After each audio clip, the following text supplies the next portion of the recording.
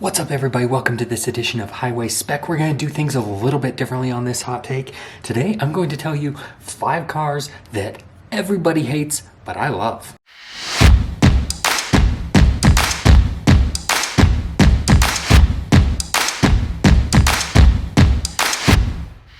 Starting off with one of the most unloved hybrid vehicles. Yes, I am actually putting a hybrid on this list because it was really cool.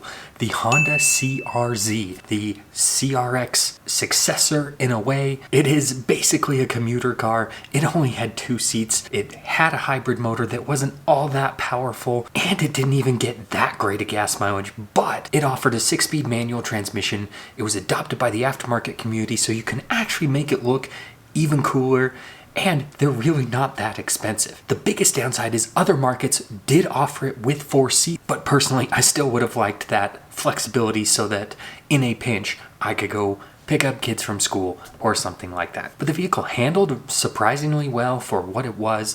It wasn't a Toyota Prius in terms of driving experience, and the best part is it offered a 6-speed manual transmission. That said, it was a complete sales failure, and don't expect to see too many of them on the road now. Next up is a vehicle that I have actually owned, and that was the Chrysler Crossfire. This was built during the era where Chrysler just had horrendous quality control, reliability, cheap plastics everywhere, and I totally understand why it was hated. Of course, Jeremy Clarkson's famous line of it looking like a dog taking a poo is etched into our memories, and I can't completely fault him for it.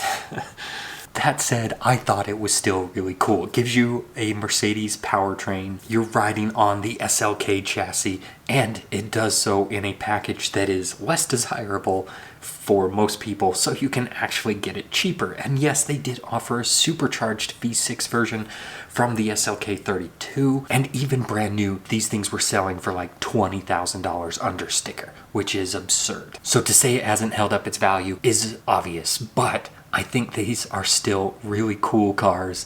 Gives you a 2-seat coupe experience that you're not going to get anywhere else, and you're not going to see many of them on the road, which to me is a plus. In a similar vein, in terms of its looks, the first generation BMW X6, yes, I loved it. Again, another one that was totally derided by Top Gear, but I really did like the look of it. It took the X5, got rid of a bunch of the utility factors out of it.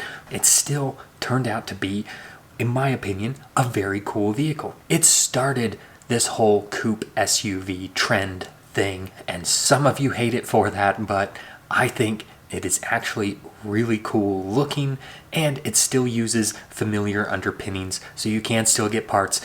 And it is a BMW after all, so you are going to need the parts. And speaking of BMWs, the next one on the list is the current generation 8 Series Coupe. Yes, the 2-door version, not popular at all, but this thing has some road presence, and it is arguably so attractive, and I don't think I'm the only one to say that. It is a rather large, luxurious coupe, but it has ridiculous amounts of power available in the M8 competition, and it has reasonable around-town fuel economy if you go with the 840. And thanks to nobody loving it, I'm hoping here in the next couple years I can pick one up on the used market for not that much money. Finally, another unloved coupe that I think one day will come back to be a very desirable vehicle, and that is the Lexus RCF. This is something that you cannot find anymore, a naturally aspirated V8 engine out of a 2-door sports coupe. No, it doesn't have the same driving dynamics as, say, even the BMW 8 Series coupe that I just talked about, but it does have solid reliability. It has the growling V8, still makes 470 horsepower, which is not bad, and it has an aggressive look that you're not going to see very often, and you won't likely see too many of these on the road for the same price as a BMW 3 Series new that you will see a dime a dozen everywhere you go. What do you think of my list of 5 cars that I love that everybody else seems to hate? Do you agree with me? Do you actually like any of these vehicles? Or are you just saying, throw them all in the dumpster because they're that bad? Make sure to drop a comment below. Thank you again for watching. I'll catch you on the next one.